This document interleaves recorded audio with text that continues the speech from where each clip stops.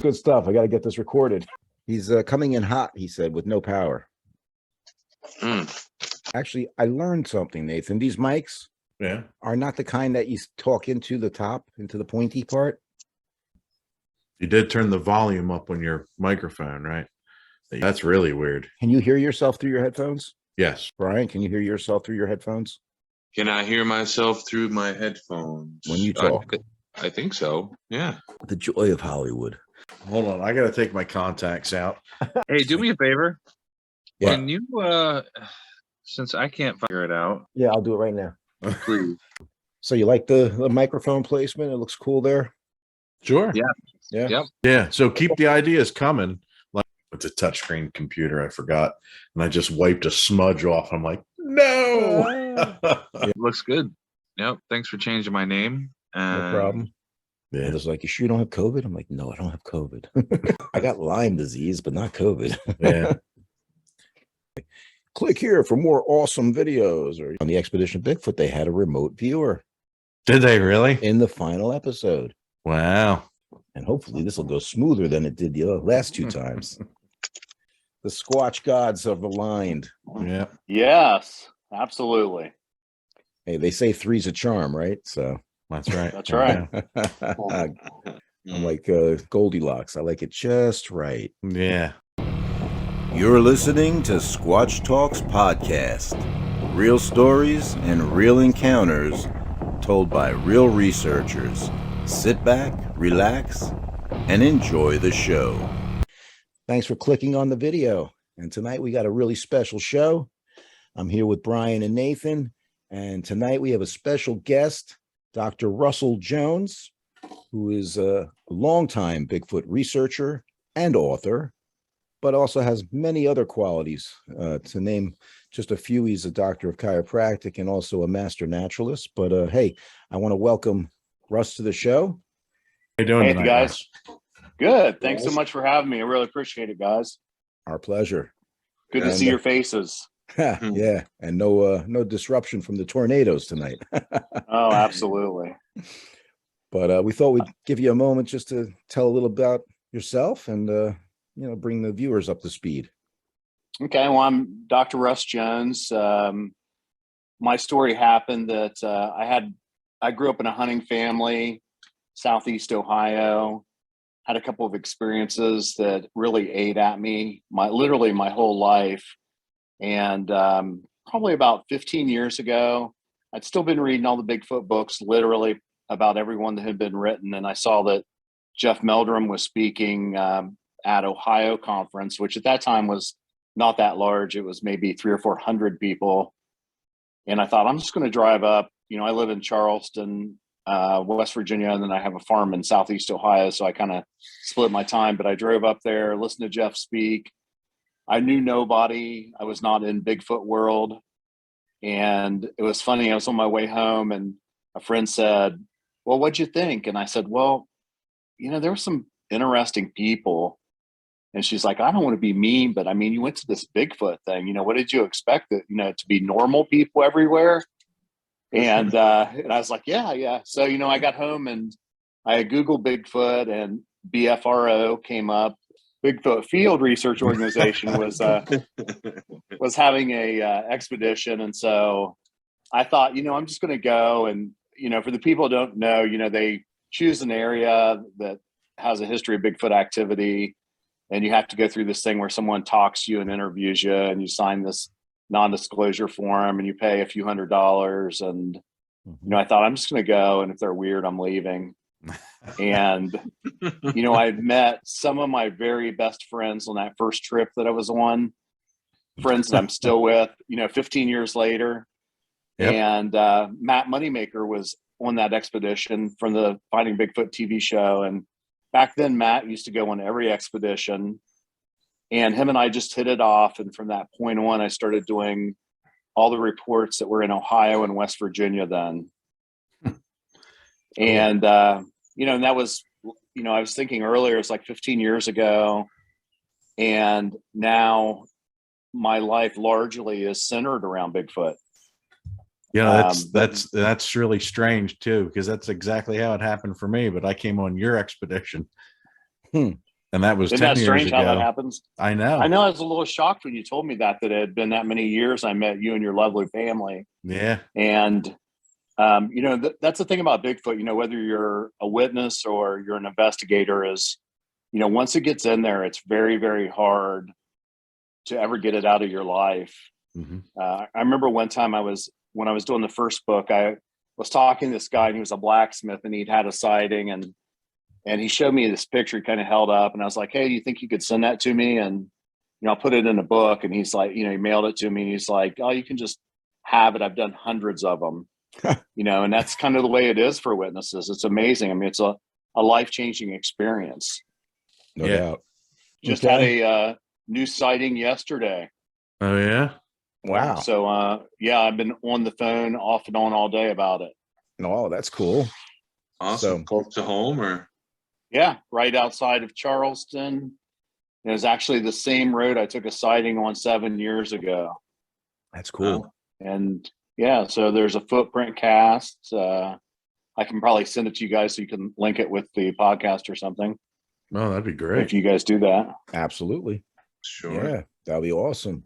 And any other, was it a visual sighting as well? Yeah, 3 people in a car, daytime sighting at 50 yards. Wow. Saw it looking over cattails, and the cattails were 6 feet tall. So it was 6.5 to 7 feet tall. And they went to Walmart and got some plaster kerosene, came back, found one track and cast it.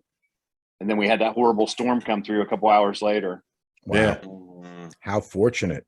They really, they acted quick, Yeah, I sent it earlier to Meldrum and to Cliff Barrickman for them to look at it. I was going through my day, and that's what they were like, you going out there? And I'm like, well, we had this really bad storm go through. So anything else that was there kind of got washed out, but I'm definitely gonna make an appearance here in the next couple of days. That's great. Just to see what I can find. Right. It's really cool stuff. I'm glad that you're still getting activity and following up on it, because you've been doing it a long time. So. Yeah. And, I'm out just as much as I can, like usually 3 days a week. And then about every month and a half, I'm off for a week and I'll try to be out the whole week. Oh, wow. Nice. But I'm getting older, guys, so Wow. I don't have to practice as much anymore. Sure. Yeah, you get what we call the Bigfoot bug. It's more than a bug to most people. Mm-hmm. Yeah, no, it is. It's a way of life. It turns into, I mean, for me, at least at first, it occupied at least 70% of my thoughts, and now, right. And then now it's, here it is. Yeah. 2009, I became a BFRO investigator. So, things get narrowed down. The equipment that you use, I started out with a whole backpack full of stuff, now it's just a field recorder and, and a thermal, and it's funny how that works. Yeah. And you keep it light and, it's definitely a great world to be in. And like you said, I met these guys, me and Eric, didn't know each other existed, but we both have the same last names. A lot of synchronicity. So many synchronicities. We both are, investigators and organizers, and our daughters have the same name. Wow. It's weird. Yeah. So, and then even the dog's name, your Max. I had a Max. It's crazy. I mean, wow. I know, it's scary, crazy. He's my younger brother, though. Yeah, exactly. And then Nate. I mean, how can you resist becoming friends with him and his family? I know. It's the family that gets me in with everybody. So it's because that's why I keep bringing them along, because that's what gets me in the door. Well, it kept you out of the door. It kept you out of my door originally, if you recall, right? Because I didn't allow young people on my expeditions in the beginning. And then I don't know how, I think we met on a different one up in New York at Brian's expedition. We met and I'm like, how could I have kept them away? And from then on, it's become a family affair, But Crystal, who we're going to come up and see this weekend, you guys, and Tira. I mean, amazing how dedicated they are, you know? Yeah, I don't know that you got any pictures yet, Russ, but I'm a grandfather. Tira had No, I had not heard that. yeah. Waylon How is did she? A paw. Yep, I'm a paw. He's 5 months old.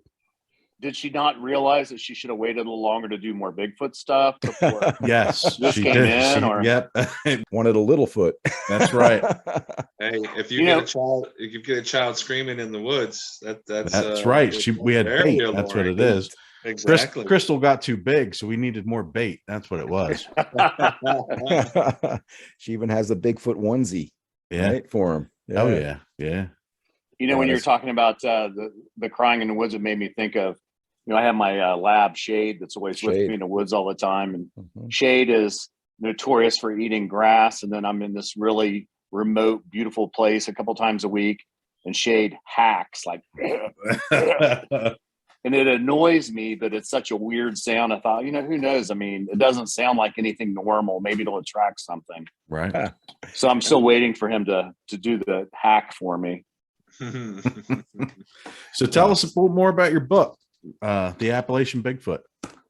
So, you guys might remember I wrote the first one called Tracking the Stone Man. It was 6 years ago. And I wrote it because one of my patients brought in this book, and it was like Bigfoot in West Virginia. I don't really remember the name. And he said, do you know who this guy is? And I was like, no. I mean, you know how it is in Bigfoot world. We all know each other, or we've all heard of each other. And we kind of know who's in what states, but I had never heard of this guy. And so he gave me the book, and it was like his own chapter in the beginning, his own chapter in the end, but it was just reports that I had published for all of his chapters.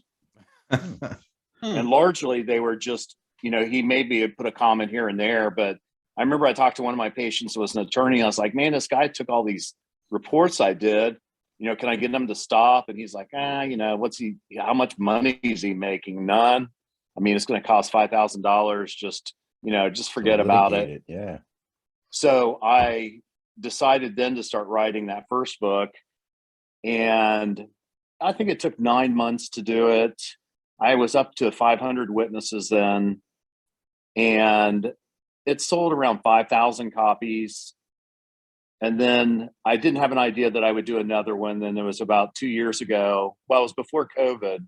I had started writing some chapters. And how I do it now is I would just have ideas that I have, and it may be woo, or it may be game cameras, or whatever it happens to be. And I just pull a chapter that I think seems interesting for that day, and I'll sit down and write as much or as little as I want for that chapter. And then when I get to the end and I have all my sections done, then I'll organize them the way I did. So I had a different publisher this time.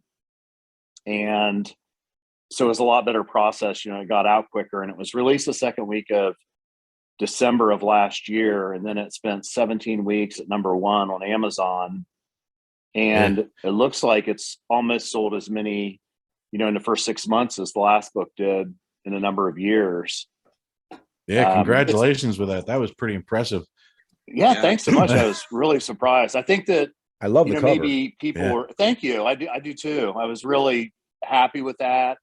It was from an artist. It was in South Carolina. The outside of the cover was a picture that he had taken on the Appalachian Trail when he was hiking. And, then we just make changes and stuff until we get it where we liked it. But it was been a good experience. I think a lot of people were reading it because it stayed high for a long time. And I think they just got curious of what it was about. And, you're always asking people after you do a book. I mean, the one thing I wish that I would have done different, and I always tell my friends in Bigfoot world now, that when you start, is when someone gives you a picture or somebody gives you a track or whatever it happens to be, to just instantly ask, hey, is it okay if I use this later? Because I had all this stuff. And when I went to do the book, I couldn't find some of these people. And some of the very best stuff I had, the publisher wouldn't let me put in the book because I didn't have approval. Right. And, emails change, phone numbers change. And when I was speaking, I would use the good stuff, but, I was never able to put that in. And so I really made a mistake doing that. And but then I ask a lot of people after the first one, what would you like to hear more of, or what did you like or dislike about it? And, I think I put maybe, I don't know, 10 or 12 reports in the first book, actual sightings that me or one of my friends had investigated. And I didn't put more in because I felt like it was fluff. But then I found out that most people aren't like the four of us. We're reading Bigfoot reports all the time. Right. The public's just not doing that, and they want to see them. And so for the second book, I tried to go through, I went through all of the reports, both in the BFRO and out of the BFRO, and a lot of them that had not been published yet. Say, both just published and unpublished, right? Yeah. Yeah. Ones that I had, I probably still, I launched a website last year called thebigfootdoc.com. And I've been collecting reports on there. And of course, Facebook, there was a report yesterday that came out of Facebook. Somebody contacted me. And so probably once a week, maybe twice, I'll get a new report. I mean, new meaning that I had a great one last week that the police and the rangers had investigated, and there was a couple dozen footprints. But by the time that I got it, which was the first researcher that had it, it was 6 years old. Oh, wow. Yeah. So you just are sick that all that went to waste, that, no one ever found out. Yeah. You just have a name, a location. And I posted some footprint pictures that the witness had. And of course, 6 years in technology is huge. A long time ago. And she's like, I lost my pictures. And I think that was before we had all the clouds. And now we, largely don't lose very much. Right. Can you tell us a little bit about this one that you just got a call about without too many? Yeah, I was excited. Details? Somebody had tagged me on Facebook, and I looked at the person that got this guy was holding a cast, and he's like, I called DNR. It was outside of Charleston, West Virginia, and he said I called DNR, and they didn't know what to do. He said I called the sheriff's office, and they actually came out and looked at it, and then said that they didn't know who to talk to, but they said you should really try to collect as much evidence as you can. So the gentleman had went to the spot when he was casting and did like a 6-minute YouTube video. That was actually when he found the footprint. And so it's all live, him casting and then everything else. And so him and his wife and his mother-in-law were driving. The mother-in-law's older and just wanted to take a drive through the mountains. And they went up this road, and it winds about 6 miles up to the top of a mountain. And they saw it. It was 50 yards from them, daytime sighting at 5 o'clock in the evening. And all three of them saw it and stopped and talked about it. And then they went to Walmart to get some casting material to see if they could find any footprints. And they went back up. And it was funny listening to them on YouTube because the wife and the mother wouldn't get out of the car. They were afraid. Oh, yeah. Eventually, he made his wife get out so he could show her the track. And they casted. And so I asked him if I could talk to him as soon as this morning about 8, as soon as he was up and about, because it just happened yesterday evening. And so we talked for maybe a half hour. I thought he seemed pretty reliable or whatever. And it was funny. I'm working here today on the farm, and I had been out doing something in one of my fields, and I came back in, and I thought I heard a voice, and here it was. I had butt dialed that guy. And so I pulled out and I'm like, hey man, I'm sorry I butt dialed you. And then he said, hey, I didn't realize you knew this person. And we started talking, and, we found out we knew a lot of the same people, and we were surprised that we hadn't met personally. And it was funny because we were talking about different reports and stuff, and he'd asked him if I'd taken any of that in the area. And then I was telling him, well, I took this one from this guy, and it was an interesting report. It was 7 years ago, maybe 8 years ago. And this guy was hunting on coal company land. And outside Charleston, there's literally hundreds of thousands of acreage there's no roads, there's no trails. It's just owned by coal companies. And some of it's been developed, some has not been developed for coal land, but it's just woodland. And this guy he was on a timber road, and, it's one of those timber roads that, probably 15 years ago they timbered. So now you couldn't drive a 4-wheeler on it. There's small trees, but you can walk on it and see that it was a road. And he heard something coming up the hill, and he thought that, it was a deer coming. So he pulled his scope up, and it was close to him. And when it topped the hill to where he was, he just said he saw a hand grab a tree, pull itself up, and it looked right at him. And, he described the face, it's a grayish face. It looks like a dog's nose, kind of that texture and material. And there was wrinkles around the eyes. He said it looked directly at him and then just continued straight on up the hill. And he was a great witness. And so when I was talking to this gentleman, I told him that, and he said, "Now, where was that?" And I described it, and he said, "This is the same road." Wow. And this guy was a good witness too. So, we had a thunderstorm last night, and so I'm sure the tracks are gone, any that would be there. But, in like much of Appalachia, it's rare to find more than a track, and it's hard to find a track at all. Right. I may find, 3 or 4 a year, and maybe just rarely something that's like really exceptional. Wow. But, I'll get out there and take a gander at it. But this guy was an enthusiast, it sounds like, the witness that you spoke with. So he's he's not a Bigfoot guy. okay. He believes in Bigfoot, and he believed that he might have had an experience with something yelling when he was younger, camping or something, but he had never really seen anything like that. And certainly his wife and his mom they were just taking a drive, not expecting anything to happen. And on that road, it's a gravel road, and you would see some local traffic and maybe some side-by-sides. And he told me that there have been quite a few side-by-sides he had seen on the way up the mountain that day. And so it's always interesting. Like I looked at it on Google Earth today, and it's so ridiculous. It's, these places where you see them, it's not any better than any other place. Right. And it's not a saddle and it's not a ridge. It's just nowhere, and so it makes it hard to predict where they're going to come across. I mean, it won't stop me from sticking a couple cameras out there, but So it wasn't a perch, as you call them in your book, right? No, sadly, no. It was nothing. Hey, right. It was just a place in the middle of nowhere.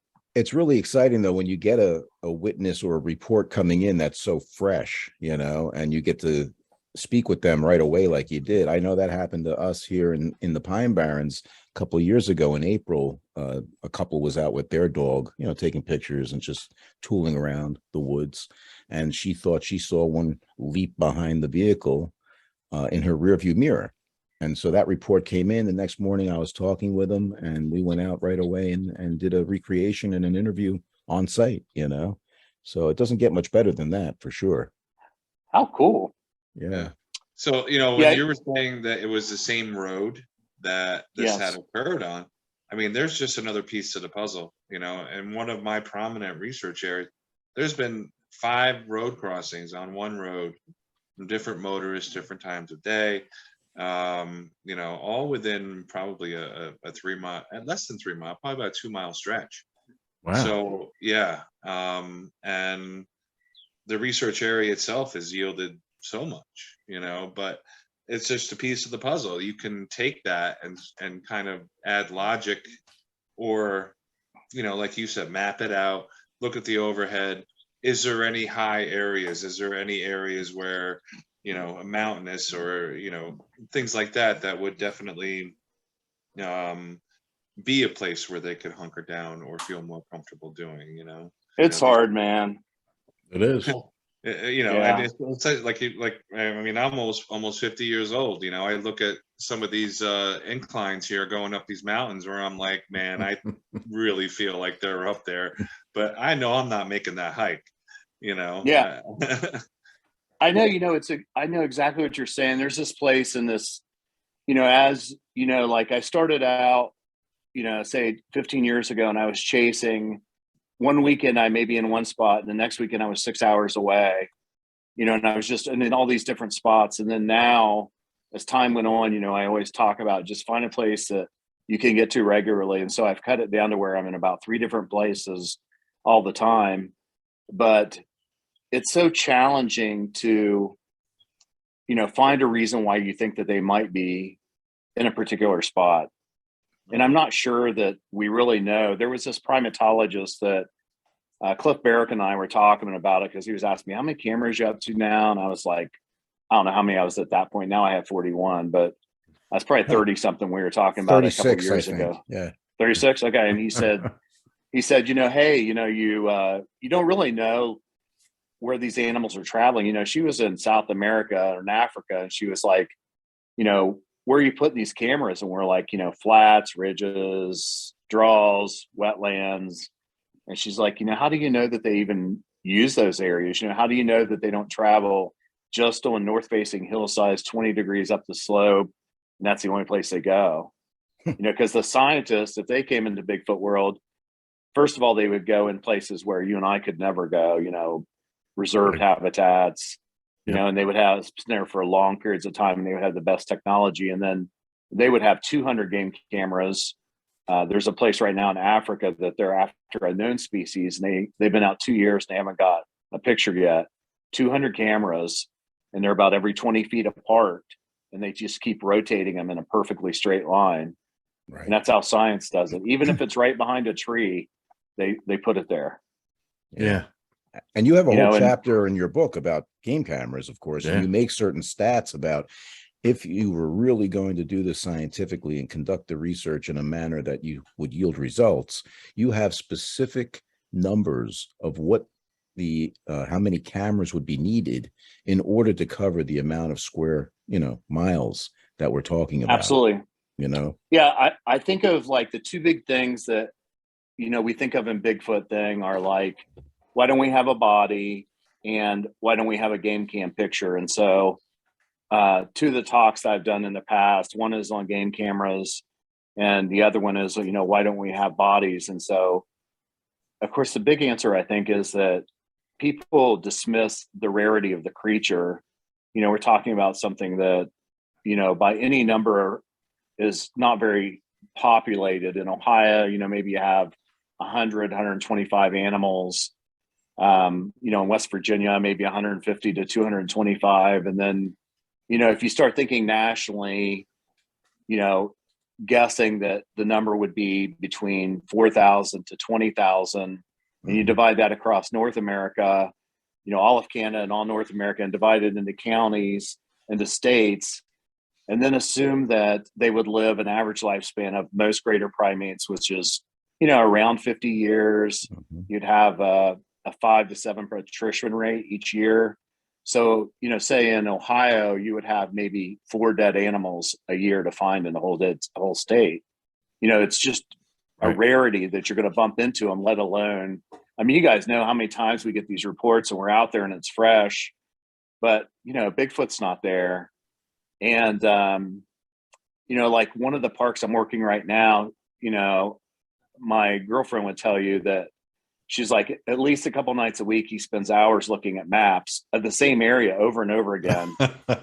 And, I suspect that, they're like a big buck. They kind of stay back in during the day where they're not bothered and people aren't. And then toward the evening, they start getting closer and closer, to staging areas or perch age. Staging area is what a big buck does. And he stays back from the field edge where it's safe until it's dark and he comes out. And Bigfoot would be something similar to that in my mind. But there's this one park, and it has a history of sightings. I took the Finding Bigfoot TV show there 2 years ago, and that's where they did their special episode. Right. And there's a lot of sightings in there, and I spend a lot of time in there.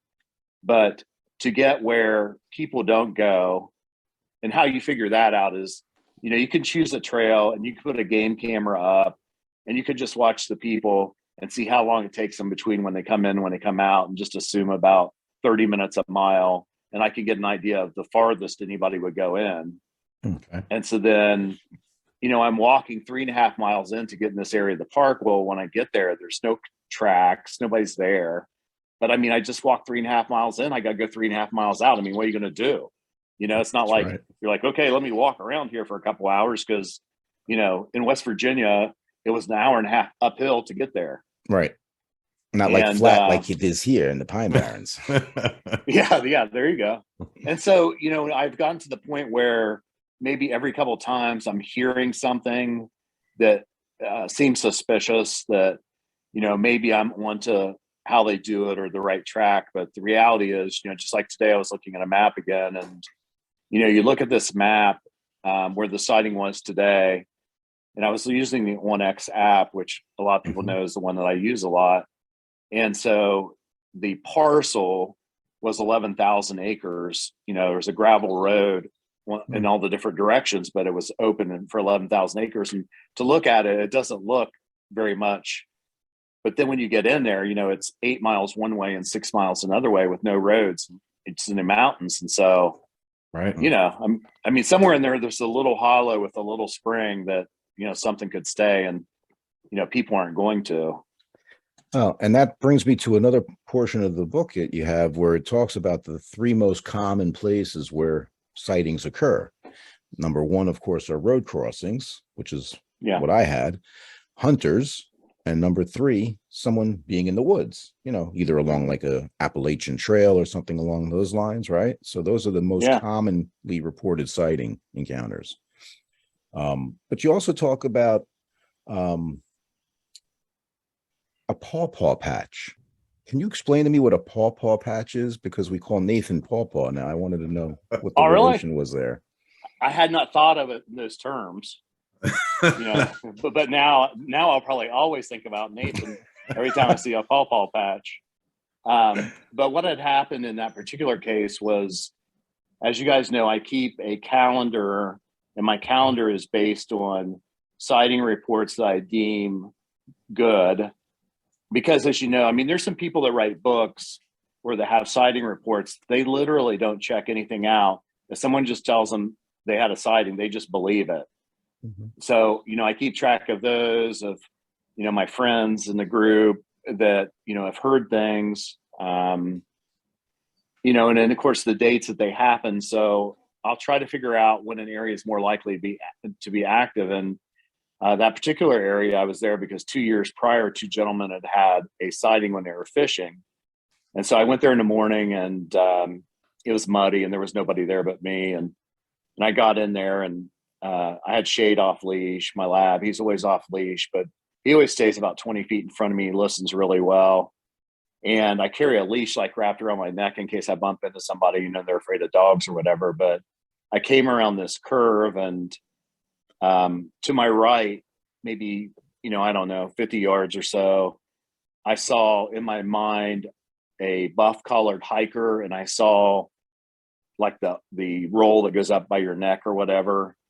And I just looked in an instant because it just in my brain said hiker. And so I just whistled at Shade, and I went down on one knee and clipped him on. And it just takes a few seconds because we've done it so much. And as soon as I stood up, then I didn't see it anymore. And then I took off walking. Well, then I realized the trail didn't go that way. And so I ran over there, and there was a ridge right there where I could see forever. And, there was just nothing there. So one of the things I'm trying to make myself do now is I think that our brain tries to categorize things that we know or we recognize, and, with what we're familiar with. And so my brain said, there's a hiker and he's got a backpack on, instead of something else. So now when I go in the woods, I try to remind myself, if you hear a sound, or if you see something, pause. Because I can remember just last year I was in another place and I heard some tree fall down or whatever, and it was in the daytime. It wasn't very far from me, and as soon as I heard it, I thought, it's too big, too large to be something. And I just kept on with my hike. And then later I was like, why don't you just go over and look? How much effort does that take? Right. But heaven forbid you should do that. So now I try to remind myself of that all the time. But, pawpaws are, they're a treat food. I talk about treat foods a lot. Like, I don't think that it's helpful in Appalachia, Ohio, Pennsylvania, those areas, or even up where you are, to say deer eat or Bigfoot eats deer, because, we know that they'd have to during the winter to get by. But largely deer are everywhere. And through here, if we see a field in the evening and there's not deer in there, we would think it was weird. Yeah. That's and for sure. So I think it's more helpful to, of course, when you get a sighting, to figure out, why in the world was that Bigfoot there? Where was he going, or why would he be there? And then figuring through the course of the years, what I call what are treat foods, the foods that aren't readily available through the rest of the year. And so I think that they move largely based on food through the course of their year. and especially after these certain foods that aren't always readily available, like Uncle Smith's apple orchard, or the guy that grows, all these trees, or the family that has the huge garden. Excuse me. Oh yeah. And that also brings me to that point you made about kleptoparasitism, Yes. right? Where you Yeah, talk I about think, them taking food that was caught or gathered by another creature or individual. And I think that's what actually contributed to my having a road crossing, is that this individual was running out of a development at 10 after 1 in the morning from, in civilization, mind you, but coming down a trail and then running across the road in front of us as we were coming back from one of my areas. And I think it was an opportunist who was probably doing this kleptoparasitism, and yeah. that was interesting to read that theory in your book. I think that during the day we own our properties or we're in the parks, but I think that when night comes, everything's everywhere. I remember in Kentucky, I think the question for me is, I don't know if you guys have met Kenny Brown yet, the medical doctor that's in the group. Mm-mm. And Kenny lives here in Ohio, but Kenny's really bright and his whole family's really into Bigfoot. The Brown families are pretty, well known, and they do LDR stuff. But, him and I always talk about, because we work one of the same parks together, how far are they staying away from that primary food source? Like, if there's a park that has 100 cabins, so they have all these dumpsters and there's no hunting there, and that they're going in there after all that stuff, like, are they staying 10 miles away, or are they just staying like, 3/4 of a mile away? How much do they cover? Like all of us, we'd be like 3/4 of a mile away because we don't want to walk Yeah, exactly. far. But, what do they do? And I know that in Kentucky, there was a report of the same animal that had a big scar on its chest. And there was 2 sightings in the same night, and they were 12 miles apart. Wow. So I'm not sure, I guess that's a big question I'm really curious about is, how far do they travel in a given night? How do they look at it? It's interesting, if we can just establish those parameters more and more as time goes on.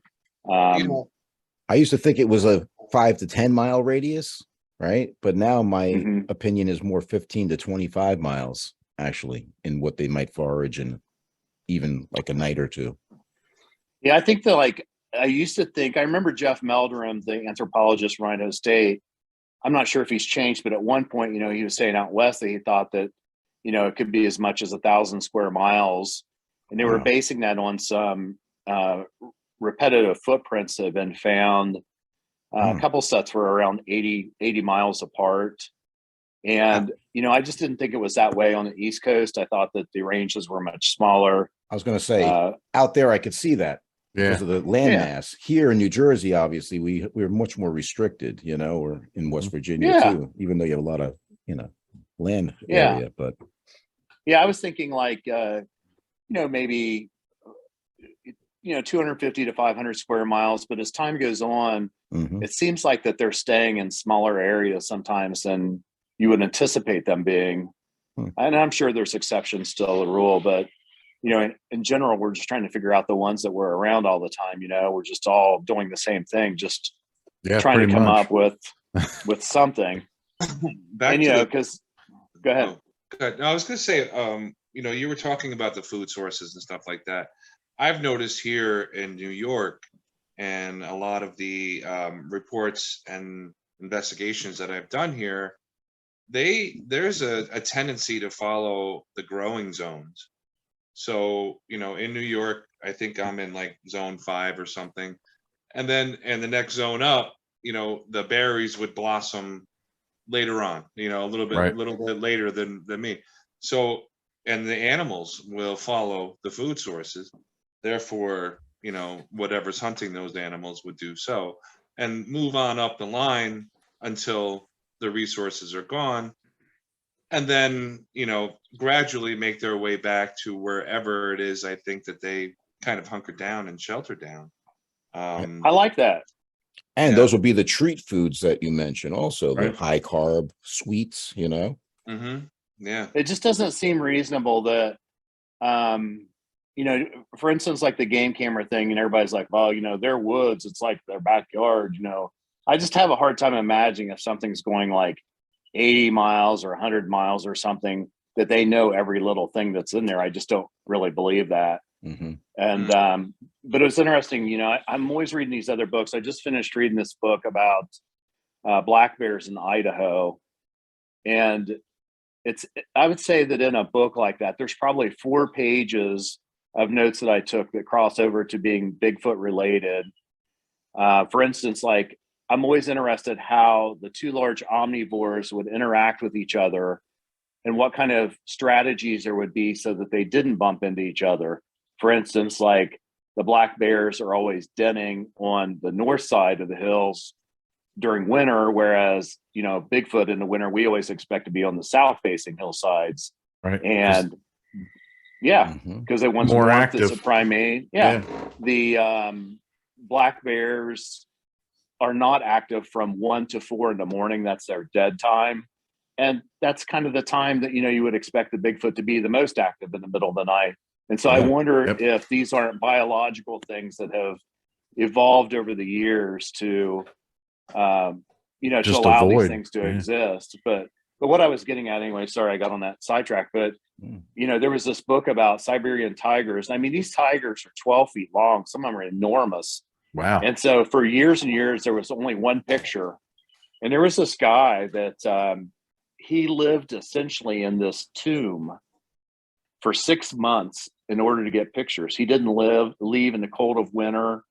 About every 6 weeks, someone would bring supplies and bring it to him, drop it off, and just immediately leave. You know, there's just no scent at all. And that's what it took for them to get pictures of these Siberian tigers.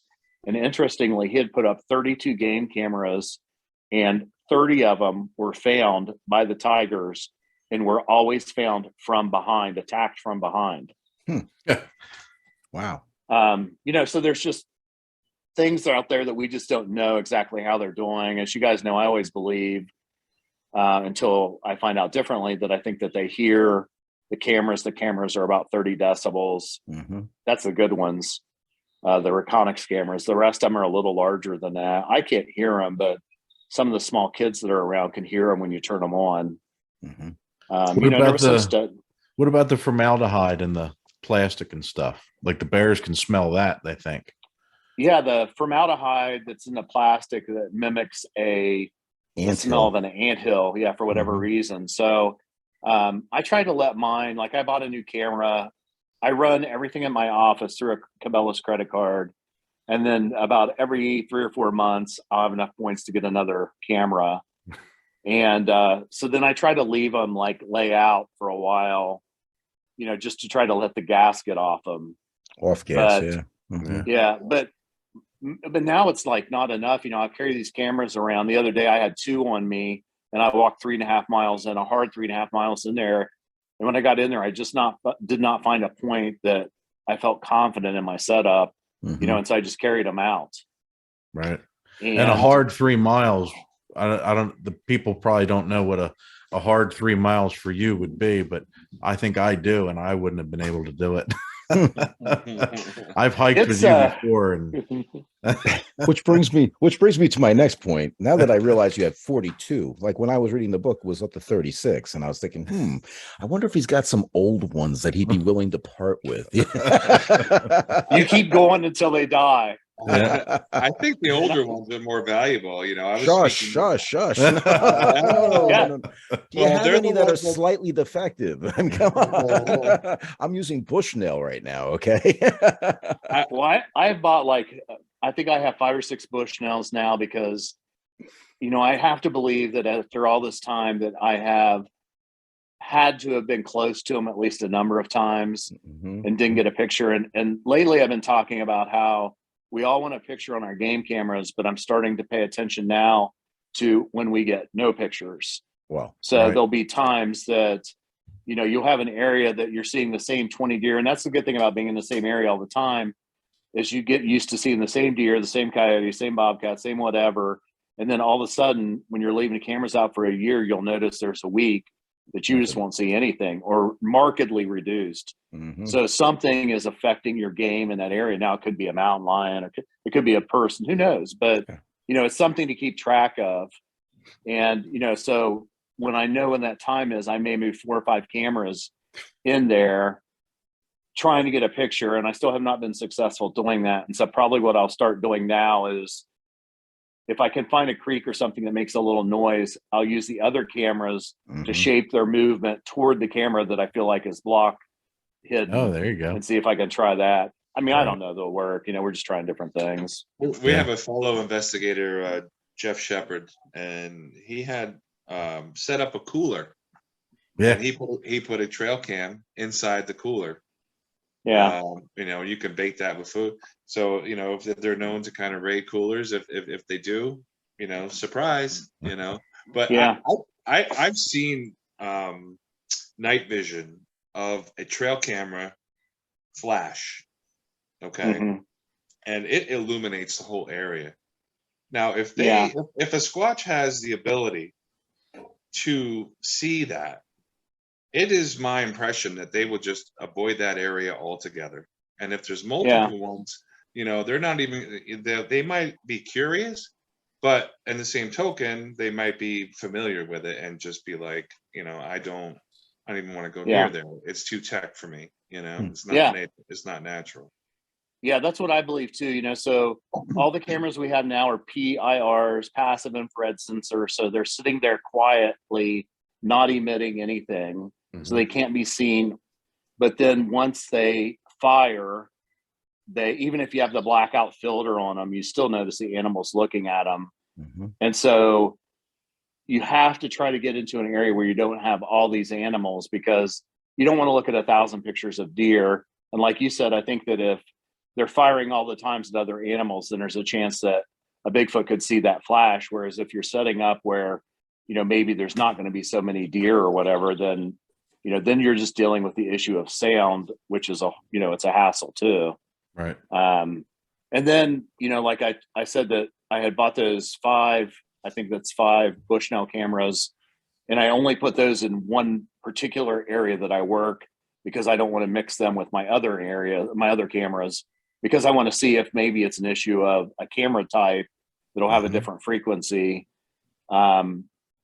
But so far, I just haven't had any luck with it. The frustrating thing about the Bushnell ones right now is that their battery life is just not that long. And so if you're going somewhere like every couple of months or whatever, it's probably not a big deal. But if you have a lot of cameras and you're just visiting them every now and then, it's probably not a good idea. It's funny, Brian, when you told that story, it made me think of Nate. Of course, Darren Pavarnik really well. Yeah. And Darren and I were at a park, and Darren's retired now, but he was a fire chief over at Reagan International. And so him and I would always go to remote places, and we go a couple of days during the middle of the week when no one else would be around. And we were staying in this one park, and Darren snores very loudly. He used to. He's lost a lot of weight now, so he may not snore as much. But I had set a camera, and I put a bunch of blood on the camera and smeared peanut butter and stuff on it. And then I'd set up like a piece of cloth inside there with a game camera, so that whenever the Bigfoot would open it, theoretically, then I'd get a face shot. And I'd set it like 5 feet, right at the edge of the wood line outside my tent. And Darren was like, I don't know, 50 feet away in another tent or whatever. And so during the night, I heard something messing with my, and it could have been a coon or a possum or anything, but it wigged me out. I got there, I was laying there and listening to this thing, and it was, of course, right by my head. It went on and on and on. And so I'm trying to get Darren wake up with his walkie-talkie, like vibrating him, and he's sleeping right through everything. And in the end, after a little while, I said, I hear you out there. And then whatever it was took off.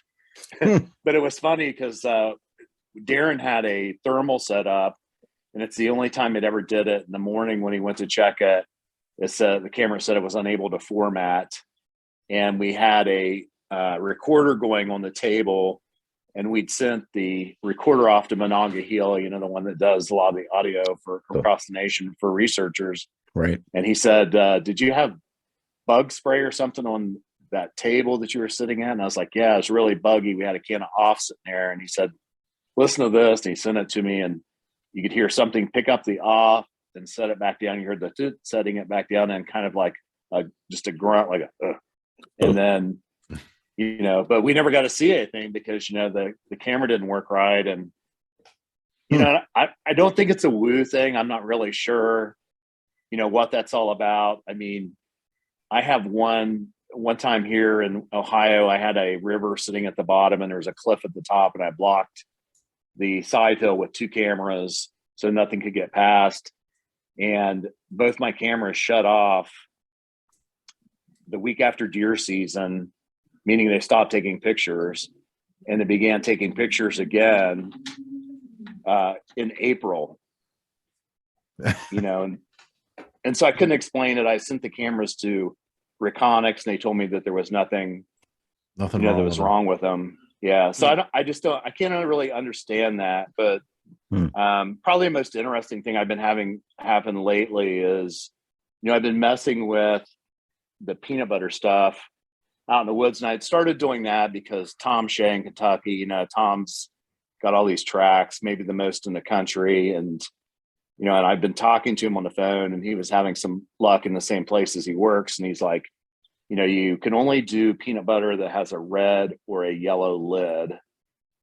And I'm not sure what that was. Maybe it's related to a fruit collar, it would be something in vision, maybe that they can see better. I'm not really sure, but he had duct taped those to trees, and he's like, sometimes they'll mess with them and sometimes they won't. But if they mess with them, you'll find them again in the same general area that the lid will be on, and it'll be empty or whatever. And so I probably have Dollar General sells red lidded peanut butter cans. So I had a lot of them out in the woods in different places. And, of course I'm doing, colored rocks and marbles and little toys and all this other stuff. And I just put them in these places. Some I'll guard with the camera, some I leave without a camera, just trying different things. I'll take a picture of them. And then when I revisit them, I just look and see if it's changed. And of course it could be, any number of things. Maybe a squirrel ran over it or whatever, but, just give you something that you can try again. Right. And go ahead. I just bought 3 jars of red lidded peanut butter at Aldi's the other night because I remembered you saying it in the book. And I said to my wife, I said, oh, red lidded peanut butter, honey, I have to get these. See, there you go. Yeah. I don't have 42 cameras, though. I only have like 3. So I figured I'll get 3 jars. Yeah. Well, maybe you could, you may not want to put them on your, for instance, I was getting ready to tell you the story about the peanut butter thing. It's like, I had one camera that I had lost, and it's been 2 years ago this month that I lost the camera. They're all locked, and they're in remote places, but, people are around, and, sometimes, who knows what they're taking your cameras or something, they cut them off. Mm-hmm. And so I had lost this camera 2 years ago. And then about, I don't know, it was last fall, I had a peanut butter disappear, and they were 3/4 of a mile away from each other, not on a path through the woods. And so when I went back to that general place, when I got to the tree where my camera had disappeared, the lid from the peanut butter was sitting there. Yeah. Wow. That's pretty impressive. And so, yeah, it's not wooish. It's just, I said something to Brad Kennan about, and he's like, well, to me, they're telling you that they like your peanut butter, but they do not like your cameras. That's what I was figuring. Yeah. They left you a little hint saying, hey, we'll take the peanut butter, leave the cannolis. You know what I mean? Yeah. But and so I had like, this one out, it was probably 3 miles back in off trail. And Dr. Brown was working at the same area where he was just hiking. And a lot of times he'll do a path, and we're trying to cover, like, it's the largest remote section of woods and wilderness in Ohio. And we're trying to make sure that every little hollow is somebody's went through and just looked at it. And so he'll keep his path on X, and then he'll email it to me or text it to me, and I'll look at it and see where he's been. The next time I go, I'll go someplace different. And so he had sent me a picture and said, is this one of your peanut butters? Mm-hmm. And it was one of my peanut butters, but it was 3 miles from where I had it on the tree. Wow. Well, that probably ain't a squirrel. No. But then just recently I had it was probably a mile and a half walk in, and not a very easy walk to get to it. And I'd put a peanut butter on a tree, but I did not put a camera on it. Well, then I had the peanut butter disappear, so I put this big colored rock duct taped to a tree. And I'm using different colors duct tape. I'd really like to use blue because a lot of people believe there's a relationship on blue, but I'm just leery of putting a collar that people can see so easily, when they're walking through the woods or whatever, if they happen to pull one of my traps. And so I put a camera on that rock on there. And so Kenny Brown's brother went through there and he took a picture of it and sent it to me. And he said, "Hey, my brother wanted to know if this was one of your traps. He went by and saw it today." And I looked at it and I was like, "Yeah, but the peanut butter's back. It was laying at the foot of the tree." And I had just put that camera out a month before. So I was like, I got to get in there. So I hiked into that camera, and it's at Reconyx Hyperfire, which is their newest ones. And it had all lithium batteries. And some of the cameras I'm getting over a year and a half out of them in the woods. Wow. Well, this one, it had been out 1 month. The batteries were dead. And whatever it came after my batteries had died. Interesting. Or because the batteries died. Yeah. Or that's why the batteries died. I mean, yeah. Yeah. I don't know whether, because, you hear people that can't wear watches and different things like that have some kind of, I'm not sure if it's something like that or, it's hard to implement technology in the field. Is it that I buy hundreds of batteries from, Amazon and they're in my truck and everything else? And, maybe they were just, they were dying or something. Yeah, there's a lot of different reasons that things can happen like that, but it's weird that it only happens when something else occurs that brings your attention, like the peanut butter showing up. Yeah. Well, and you have a process though too, Russ, where you go into an area, especially if it's a new area, right? You have a couple of approaches, but the first thing is you hike all the trails, right? And then you hike all the creeks. And then you do all the ridges. So that's how you kind of get an understanding and a lay of the land, right? And then you probably put some of these cameras out there to judge who's going in where and at what times and all. And it takes me to that key point you make throughout the book is documentation, right? Is the key. And how we as researchers need to be going about this in a more scientific manner, Absolutely. So I wanted to bring that point up before, we went too far. I think that we are, of course, a lot of times, I don't think that you have to go very far, that, people are sitting by fires and they're having experiences and they're baking bacon and, just spending time with their friends. And I think that a lot of times people are having activity, but, Nate and I had talked before, that I largely had quit going out at night unless I was just with my friends doing it because, I just felt like going out with night was for an experience. And it was not for research because we weren't really getting any evidence. I mean, there's some really good thermal footage around and the scientists don't care. Right. No one's interested in it. No one's believing it. They're not compelled by it, and so I'm going just in the daytime, just when I can see, hoping that I'm going to get lucky and I can see a track or I can see buzzard circling. I mean, the last 2 days I found buzzard circling. I went to see what was dead. But it's interesting, this year at the Ohio Bigfoot Conference, you had 5,000 people there. And I watched because, they got this big lodge and all the people there and all these dumpsters. It's probably the most popular place in all of Ohio for Bigfoot sightings. And there was buzzards circling just a couple hundred yards from the lodge into the woods. And I watched all weekend and I just never saw anybody go to see what was dead. And it made me wonder, if you're at a Bigfoot conference in a historical place and nobody's going to look, I mean, it's really going to be something special for, it's going to be a car accident or, a hunter or shooting one for it to happen unless it's just something weird. Right. Because, we're interested in it, but, there's not that many of us that are like us four that, are pretty consumed with or legitimately trying to spend time out there. And it's hard, for, like your daughter, she's very interested in Bigfoot and very much consumed, probably more than the population, but, she just had a baby. So, things get put on the backside. Right. Yeah, with those of us that have to pay the bills and work, a lot of overtime to pay the bills. We don't get out there quite as much as you do, and that's unfortunate. But because this isn't a cheap hobby, that's for sure. No, and I'm not even sure. Today would have been Grover Krantz's 92nd birthday, and wow. So I wonder what Grover. I mean, I didn't know him personally, but I bet you he would have smiled that we were still struggling. He would have been interested in, some of the things that have evolved with the television shows and, the different technologies we're using or whatever. But, all this technology and we still can't find them. Yeah. Well, but he is also the reality. I was going to say he's one of the other anthropologists, right? That was involved in the study, aside from Dr. Jeff Meldrum, right? Yeah. He's the first scientist that, was really actively involved in the search. Yeah. The guy from the Smithsonian, his name's escaping me, that wrote the book in the 50s. He was involved or interested, but wasn't really searching.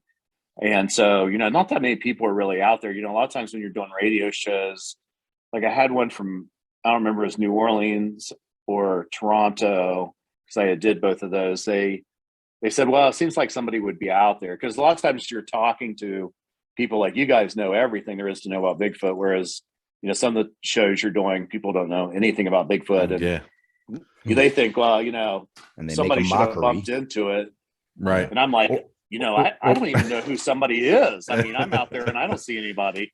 Or they think there's just one of them. Yeah. Yeah, that one always gets me too. Isn't there just one? No, that's just all different sizes. Yeah, people believe that, and that was the reason for writing the first book, because I just didn't like the way that the information or the evidence was organized, and I thought that a reasonable person, if you didn't make it like so overwhelming, like when you got to the 4 or 5 different things that Bigfoot may have been or probably was, you could write pages and pages or chapters just on each one, but who wants to read all of that? So I just wanted to get to the end and just be able to say, that person think, well, maybe, I mean, it's okay for somebody to look at it. But in the second book, I wanted to, I don't know if I will do another one. You don't have any idea what the future holds that way. I didn't plan on writing a second one when I did it, but it was funny because the publisher had asked me to do the second edition for the first book immediately as soon as the other one started doing so well. And I was like, I don't have anything else to say, man. I mean, I need some time in the woods. I need to have some more witnesses, and everybody already knows what I believe and what I have to say. Mm-hmm. And that's why it was about, I don't know, 3 years ago, I think it was, I was speaking in the same place as Cliff Barrickman, and him and I were having lunch, and he was asking me about what I was doing. And I was telling him about how I had these mirrors and they were camo painted and they were hanging in trees and all this other garbage. I was just different things I was trying. And he was really interested. He's like, I don't even remember the last time I've been in the woods, man. It's like, I get done with speaking. And, as soon as he said that, it just clicked with me. You don't have to do all this. I mean, you're a chiropractor. I mean, I just want to resolve this. I want to try to solve it. So when I got home, I just canceled all these places that I was going to speak at. And so I'm just not doing that anymore. And so I spoke at Ohio for Cliff during COVID because he wasn't able to go as a favor. But now largely I'm just doing podcasts, and I'm not going to speak until something else happens that is pushing it forward. I need to spend my time in the woods. This weekend was the West Virginia Bigfoot Festival or whatever, and I didn't speak, and I'm not even going. I was like, I could be in the woods. Right. A friend of mine invited me to that one, and I'm not able to attend, but because we're going to I think it'll be great and it'll be interesting. But, and a lot of the guys, like, I know Cliff, because I just talked to him today, is getting a lot more time in the woods now than he was before. But, a lot of people like Jeff and Cliff, that's how they're making part of their living, and so it's important for them to be able to do it. But, if some of us are blessed to not be have to do that for our income, then, maybe, that's like I'm sitting here at my farm, and it's in a beautiful setting. I bought it just because of Bigfoot, of where it's located. And, I go ahead. Did you get your power back on by any chance? It came on today at noon. Noon, yeah, we said that. Yeah. The sun is starting to set, and I'm losing the ability to see you. I don't know if it's my Okay, eyes. I'm sitting outside. Well, we can still see you though. Yeah. Okay. Hey, Russ, All right. you touched on the woo a bit in your book. Yeah. And you know, I was pretty much a flesh and blood kind of guy up until a couple of years ago, and I had a woo experience that really shook me pretty heavily. And you know, I was curious about you having, you know, like what would be if you had any woo experiences, and what would be what you would consider the one that would have shooken you a little bit. So I still take all the reports, whether they're woo or they're not woo, because I still, you know, you just don't know. And I think it's important to do it. I personally have not had anything happen to me in the woods I could not explain. And I mean, since I was a little boy running my trap line at night as just maybe 8 or 9 years old, alone in the dark, in areas that largely are always considered the very best Bigfoot spots in the country, and coon hunting, and all those nights spent in those most remote places, and hearing wood knocks that I didn't know what it was then, but later I did. But I've never had anything happen to me. So I don't know. Yeah, I just have not happened. I mean, I've had some people that I know well and I respect that have had some experiences that, you know, but I don't know whether it's, maybe you have to be more open to it to have them. There's a little bit of that. Sure. There is some thought into that you have to believe that it can happen, you know, that if you're completely shut off to it, you'll never see it. And I'm the Renee of the group, Russ. Okay. So yeah. I mean, I think it's interesting, like the problem that you hear with the woo thing is, you know, people are never in the woods anymore. They don't know the trees. They're not out there very much, you know, so they go out there at night. There's these expectations about running into a Bigfoot. They're not sleeping well. They go out there. They're not used to being in the woods at night. And so there's, you know, they're a little anxious or excited. Right. And so many of the things that I hear people talking about when they say that they're zapped, to me, are a very common psychological or medical response. Yeah, just a normal thing, but people want to attach something to, just like, you know, I think that Bigfoot does things with trees in the woods some, but not like you'd see on Facebook. I mean, you know, like I always ask people, I mean, like, why do you think that the Indians talk about all these things that Bigfoot would do, but they don't mention any of them doing anything with trees or sticks or anything like that? It's not mentioned, you know, at all. And like our forefathers, you know, these were legitimate hunters, you know, that's how they ate. If something was doing something all the time, they would have noticed that. Right. You know, it would have been passed down, but I do think that, you know, I remember one time some witness wanted me to come look at some place because he had found these tree things or whatever. And so I just asked him, you know, when I got there, I'm like, do you think that something that did this all the time could remain hidden from man for centuries? You know, I just don't think that seems reasonable, but, you know, and going back to the woo thing, Tom Powell, if you guys read his book, The Locals, which was one of the great Bigfoot books, and Tom's a great guy. And so in the book, he talks about Tom's pretty wooish, great guy, really intelligent. And he was the one that, for the BFRO, that was doing the wooish reports when no one else was touching him. And so he had this psychic come out to his land and blah, blah, blah. And she was talking about it. And so, I mean, I just looked her up on the internet and reached out and met her. You know, she lives out west, but her and I became friends. And, you know, a couple different times she flew into Ohio during the Ohio conference, and her and I would spend time talking and whatnot.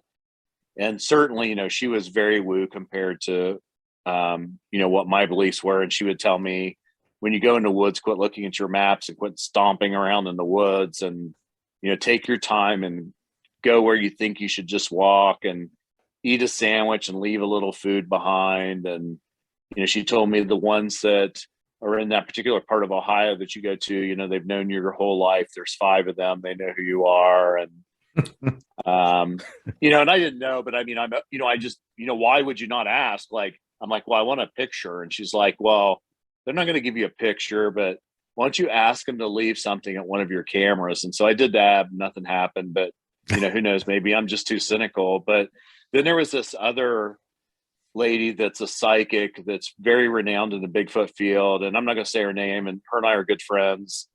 And her and I met at a place and went out in the woods together. And I was holding a thermal, and she'd say, there's one right in front of you. It's 20 feet in front of you, and there was just nothing there that I could see. Right. And I didn't feel like anything was there or whatever, but, maybe I'm not open to it. I don't know, but hey, I just did not have those experiences. The first one that you were talking about, the first woman psychic, she's not the one who believes that they smoke chokeweed, right? And no. Yeah, it makes me cough. But you guys know, you guys have always been in the woods with people. I mean, the same people that believe in all that stuff, or that watch scary movies, and when they go in the woods, they're afraid. Those are not comfortable. Maybe that's the reason why, since I was a very young boy that had to go in the woods by myself to look for my traps. We didn't carry pistols in the 70s.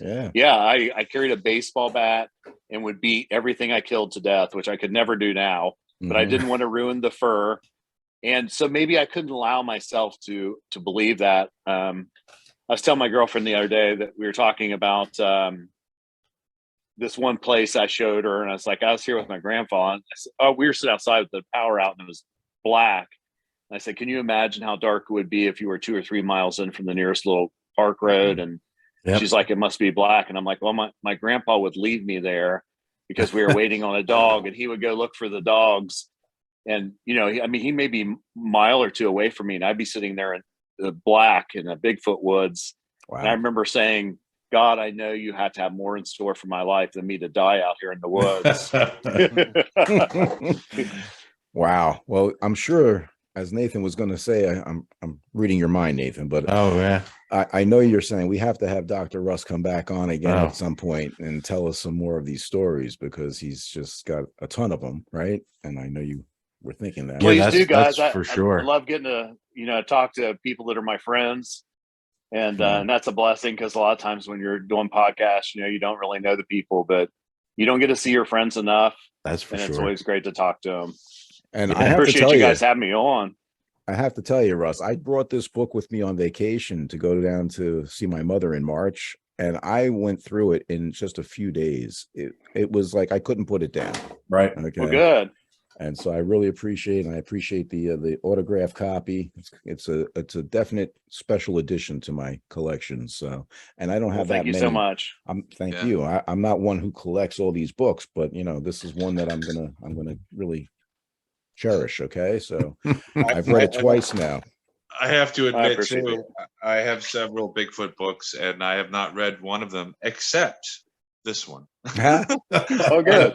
And I found that there was so much that I could relate to, and it was very relatable, and I was like, yeah, he's spot on with that. Yep. I'm gonna have to try this, or I'm gonna try that. It was very informative, and I urge all of our listeners and anybody who ever sees this to definitely check this book out. It's even made me go out and dedicate a composition book. There we go. So that I can be more scientific. I've got another little like bird watching book in my truck, so that when I'm out in the field, I can take notes of the weather conditions, the time of the year, the date, you know what I mean? All that good stuff, as you mentioned in the book. So it's helped us to also come to be more aware that yes, going out and having baking s'mores around the fire is a lot of fun, and we enjoy doing that with especially the newbies, like you point out, you know what I mean, on expeditions. But I've been getting out more during the day, and flying my drone around certain areas of research and trying to keep track of, marshy areas and places like perches and things that maybe are, places I want to check further out, so it really did. It helped me to kind of rekindle some of my desire. And because I used to always go out during the day by myself in the beginning, and then of course we spend a lot of time out at night now. But so, hey, it was just, I appreciate you guys saying that. It was great. So I'm really looking forward to, getting to hear more of your tales around the fire though. Okay. Yeah. And, let's do that. And let me just remind everybody that thebigfootdoc.com, they can find the links to the books. And if they want to share something with me, there's a way there to reach out and contact me or follow me on Twitter, where I'm only posting about Bigfoot stuff. And I try to have stuff on there every day about different cases and is pictures. That your handle? Whatnot. Bigfoot Doc at Twitter? Bigfoot Doc. Bigfoot Doc is the handle at Bigfoot Doc. Bigfoot Doc. Okay. And then of course Russ Jones on Facebook or thebigfootdoc.com.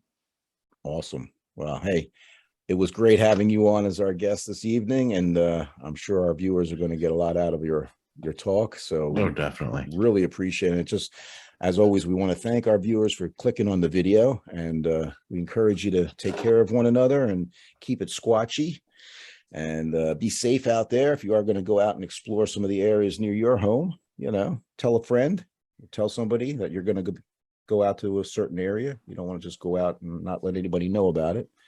And hey, pick up this book and it'll give you some really great tips as to how to go about doing it. So you guys want to say anything else before I just want to thank Russ for coming on. I appreciate it. You were like my first mentor. As I said before, you were the first one to impart any Bigfoot knowledge to me. And I've actually tried to run most of my expeditions similar to what you did yours with all the different thank you so much, man. And stuff. I think it really helps get the people more of an education instead of just, it's neat to show them exactly how we do this stuff and what we really do, that we're not just out falling around in the woods. Imitation, they say. Imitation is the best form of flattery, right? That's right. And let me tell you, Nathan's expeditions, the last couple that we were on in Pennsylvania, he obviously learned a great deal from you because they were phenomenal. I don't know that I want to take all the credit for his hard work. So. Well, you gave me the good ideas. You led me down the right road. There you go. The groundwork. So, well, I appreciate it, guys. All right. Well, I hope I see you guys around the campfire soon. We will. And thanks for squatching. All right. We'll talk to you guys later. All right. Bye-bye. Bye. Thank you. Thanks for checking out this episode of Squatch Talks Podcast. Don't forget to subscribe, follow, and give us a like. And stay tuned for more exciting stories on Squatch Talks.